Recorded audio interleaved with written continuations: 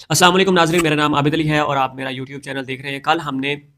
ایک قرآن understanding series start کی، جس کی پہلی ویڈیو کل ہم نے شیئر کی تھی قرآن انڈرسٹینڈنگ سورہ بقرہ کی آیت پہلی 60 آیات کے اندر جو پڑھا اور سیکھا اس سبق کو ریوائز کرنے کی کوشش کی تھی ایک ویڈیو کے اندر۔ تو یہ ویڈیوز جو ہیں قرآن انڈرسٹینڈنگ کی، یہ دراصل اپنے سبق کو ریوائز کرنے کے لیے ہیں۔ یہ کسی قسم کا لیکچر نہیں ہے، بلکہ جو ہم خود انڈرسٹینڈنگ لیتے ہیں قرآن سے تو اس کو ریوائز کرنے کے لیے ایک ویڈیو بنا دیتے ہیں کہ اپنا سبق بھی ریوائز ہو جائے اور سننے والوں کو بھی اس سے کچھ پیغام پہنچ جائے قرآن کا۔ تو آج پہلی 60 آیات جو ہے وہ کل والی ویڈیو میں ہو چکی ہیں۔ آج 61 سے لے کر 120 آیات کے اندر جو اہم موضوعات ہیں ان کو ہم جو ہے وہ ڈسکس کریں گے۔ تو سب سے پہلے آیت نمبر 61 جو ہے اس کے اندر بڑی دلچسپی کی بات ہے کہ اس میں 5 کھانے کی چیزوں کا ذکر ہے کہ حضرت موسیٰ علیہ السلام کی قوم نے ان سے کہا کہ ہم سے ایک کھانے پر صبر نہ ہوگا تو آپ اللہ تعالیٰ سے دعا کیجئے کہ وہ زمین میں سے ہمارے لیے کچھ اگائے، اور پھر اس سے آگے 5 چیزوں کا ذکر بھی انہوں نے کیا ہے کہ کچھ ساگ اور ککڑی اور گیہوں اور مسور اور پیاز، ان 5 چیزوں کا انہوں نے باقاعدہ خواہش کا اظہار کیا کہ ہمارے لیے یہ زمین سے اللہ تعالیٰ سے دعا کیجئے کہ وہ اگائے۔ اور حضرت موسیٰ علیہ السلام نے کہا کہ تم کتنی ادنا چیز کو جو ہے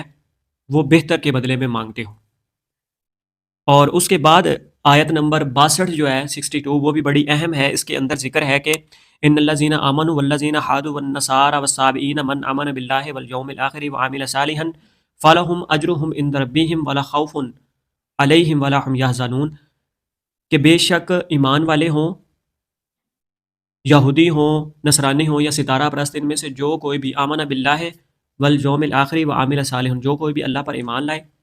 اور یوم آخرت پر اور نیک عمل کرے تو اس کا اجر اس کے رب کے ہاں ہے، انہیں نہ کوئی خوف ہوگا اور نہ وہ غمگین ہوں گے۔ ٹھیک ہے، تو یہ ایک بڑی اہم آیت ہے کہ اس کے اندر صرف 3 شرطیں ہیں، اور کوئی بھی شخص جو ان 3 شرطوں کے اوپر عمل کرے گا تو اس کے جو نیک اعمال ہیں اس کا اجر اللہ تعالیٰ جو ہے وہ اس کو دیں گے۔ اس کے بعد جو ہے حضرت موسیٰ علیہ السلام اور ان کی قوم کے درمیان جو ایک گائے کو ذبح کرنے والا واقعہ ہے کہ ان کی قوم نے کہا کہ ہمیں نہیں پتہ چلتا کہ کس طرح کی گائے کو ذبح کرنا ہے، تو اس کا پھر اللہ تعالیٰ نے اس کی کچھ نشانیاں بتائی ہیں کہ وہ زیادہ بوڑھی نہ ہو،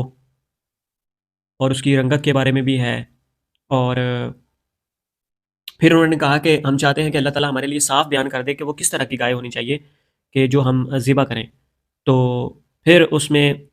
اللہ تعالیٰ کی طرف سے ہے کہ جس سے کوئی خدمت نہ لی جاتی ہو، یا جس کو زمین میں نہ جوتتے ہوں اور نہ وہ کھیتی کو پانی دے، بے عیب، جس میں کوئی داغ نہ ہو۔ تو پھر وہ کہتے ہیں کہ جی ہمیں اب سمجھ آ گیا کہ اچھا اس طرح کی گائے کو ذبح کرنا ہے، اور اس گائے کو ذبح کرتے ہیں۔ اور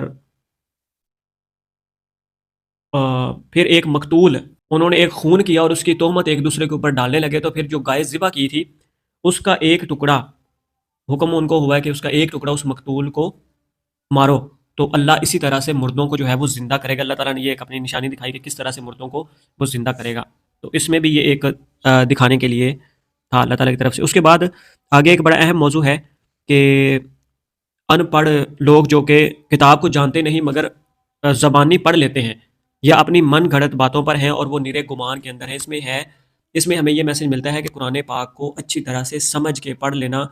ضروری ہے، نہ صرف کہ زبانی اس کو پڑھ لینا بلکہ اس کو سمجھنا بہت ضروری ہے۔ تو اس آیت میں ہے کہ کچھ لوگ جو کہ ان پڑھ ہیں اور وہ کتاب کو نہیں جانتے، لیکن وہ صرف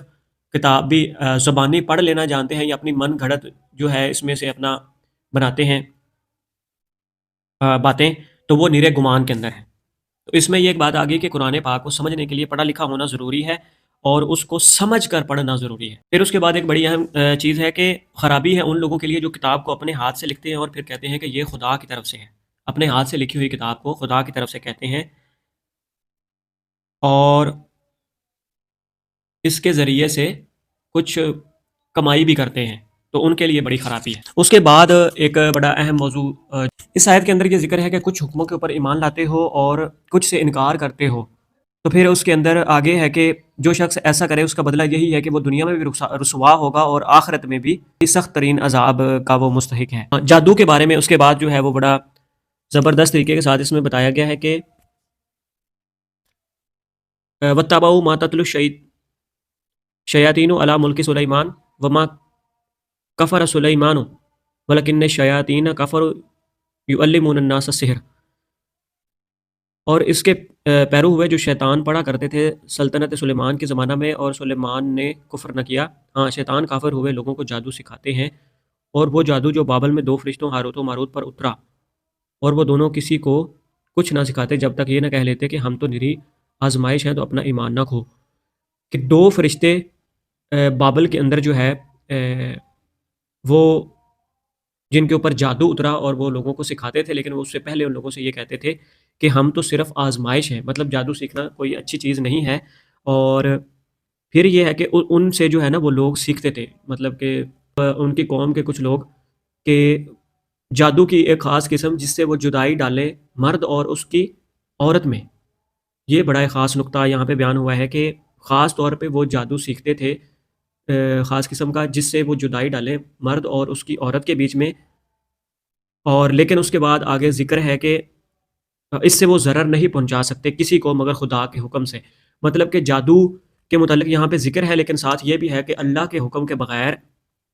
جادو سے جو ہے وہ کسی کو کوئی نقصان نہیں پہنچایا جا سکتا۔ تو لیکن جو یہ کرنے والا ہے اس کو خود ہی جو ہے نا اس کا نتیجہ بھگتنا پڑے گا، اس کی سزا ہے، اس کا عذاب ہے۔ تو یہاں پہ جادو کا ذکر ہے حضرت سلیمان علیہ السلام کے دور سے، لیکن یہ ہے ساتھ کہ اللہ کے حکم کے بغیر جو ہے وہ جادو سے بھی کسی کا کوئی نقصان نہیں کر سکتا۔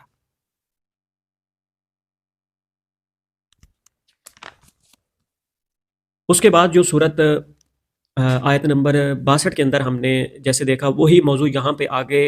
شیئر ہو رہا ہے آیت نمبر 111، 12، 13 اور 14 کے اندر۔ اور اہل کتاب بولے ہرگز جنت میں نہ جائے گا مگر وہ جو یہودی یا نصرانی ہو،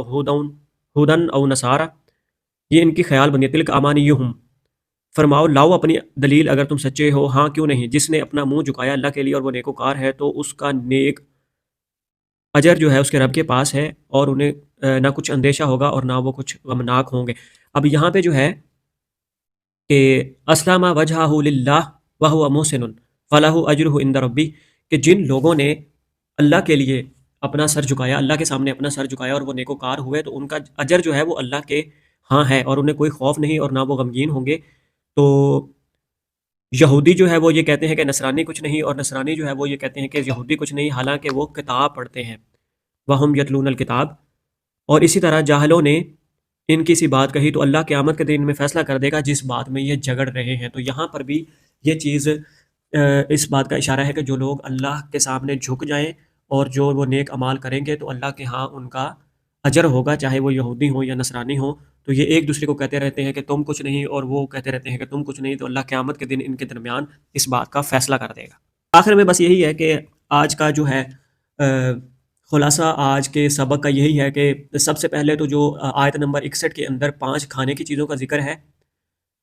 وہ بڑی دلچسپ بات تھی۔ اس کے بعد آیت نمبر 62 کے اندر ہے کہ جو لوگ 3 شرطیں ہیں، اللہ کے اوپر ایمان رکھے، آخرت کے اوپر ایمان رکھے اور نیک اعمال کرے، ان لوگوں کا اجر اللہ کے ہاں ہے، اور نہ وہ غمگین ہوں گے اور نہ ان کو کوئی خوف ہوگا۔ اور اس کے بعد یہی موضوع آگے جا کے سورت آیات نمبر 111، 12، 13 اور 14 کے اندر پھر ریپیٹ ہوا ہے کہ جو لوگ اللہ کے سامنے جھک جائیں اور نیک اعمال کریں گے تو ان کا اجر اللہ تعالیٰ ان کو عطا کرے گا۔ تو یہودی نصرانیوں کو، نصرانی یہودیوں کو کہتے ہیں کہ یہ ایک دوسرے کے لیے کچھ نہیں، لیکن اللہ اس جھگڑے کا فیصلہ ان کے درمیان آخرت میں جو ہے وہ کر دے گا۔ اور بیچ میں جو ہے حضرت موسیٰ علیہ السلام کی قوم کو جو گائے ذبح کرنے کا حکم ہوا اور اس سے ایک مقتول کو اس گائے کا ٹکڑا مارنے کا کہا گیا کہ کس طرح سے اللہ تعالیٰ مردوں کو زندہ کرے گا، اللہ تعالیٰ نے اپنی یہ نشانی ظاہر کرنے کے لیے، ان کو دکھانے کے لیے یہ یہاں پہ اس بات کا ذکر ہے۔ اور اس کے بعد جو جادو سے متعلق سب سے اہم چیز، حضرت سلیمان کے دور میں ہاروت اور ماروت 2 فرشتے تھے جو کہ جادو جانتے تھے، اور لوگوں کو سکھانے سے پہلے وہ یہ کہتے تھے کہ یہ جادو کوئی سیکھنے کی چیز نہیں ہے، کہ ہم تو نری آزمائش ہیں، مطلب ان کے لیے ایک امتحان تھا، لیکن وہ لوگ ان سے سیکھتے تھے ایک خاص قسم کا جادو کہ جس کے ذریعے سے مرد اور عورت کے اندر جو ہے وہ جدائی پیدا کر سکیں۔ لیکن اس کے بعد اللہ تعالیٰ نے آگے ساتھ ہی ذکر کیا ہے کہ اللہ کے حکم کے بغیر وہ اس جادو سے یا جادو کے ذریعے سے بھی کسی قسم کا نقصان نہیں پہنچا سکتے۔ تو یہ آج کے سبق کے جو ہے وہ اہم نکات تھے، اور میرا بھی سبق جو ہے وہ ریوائز ہو گیا، اور دعا ہے کہ آپ کو بھی اس میں سے سننے والوں کے لیے بھی بہت سارا فائدہ ہو۔ اور میسیج یہی ہے کہ آپ خود بھی جو ہے قرآن پاک کو جو ہے وہ پڑھیں، سمجھیں، ٹرانسلیشن کے ساتھ، ایکسپلینیشن کے ساتھ اس کو پڑھیں اور سمجھیں، اور ہر انسان کا اپنا ایک ایکسپوئر ہوتا ہے، اور اللہ تعالیٰ ہر انسان کو نئی سے نئی چیزیں، اور قرآن پاک کو جتنی دفعہ آپ دہرائیں تو آپ نئی سے نئی چیزیں سیکھ سکتے ہیں۔ تو اپنا بہت سارا خیال رکھیے گا۔ اگر ویڈیو اچھی لگی ہو تو اس کو لائک کریں، اپنے دوستوں کے ساتھ شیئر بھی کریں، اور چینل کو سبسکرائب کر دیں۔ آج تک کے لیے اتنا ہی، کل پھر حاضر ہوں گے نئی ویڈیو کے ساتھ۔ اللہ حافظ، فی امان اللہ۔